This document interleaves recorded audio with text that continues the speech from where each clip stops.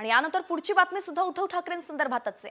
महाविकास आघाडी महायुतीकडून शेतकरी कर्जमाफीचं आश्वासन सध्या दिलं जात आहे। सरकार पाडलं नसतं तर दुसऱ्यांदा कर्जमाफी केली असती असं विधानच आता उद्धव ठाकरेंनी केलंय। नवं सरकार आलं की पूर्ण कर्जमाफी देणार असं फडणवीस म्हणालेत आणि त्यानंतरच आता उद्धव ठाकरेंनी सुद्धा हे महत्त्वाचं विधान केलंय। शेतकऱ्यांना आम्ही कर्जमुक्त करू। अरे मी करून दाखवलं होतं ना, कर्जमुक्त मिळाली होती की नाही कर्जमुक्ती। आणि जर का यांनी सरकार पाडलं नसतं तर आतापर्यंत मी तुम्हाला दुसऱ्यांदा कर्जमुक्त करून दाखवलं असतं।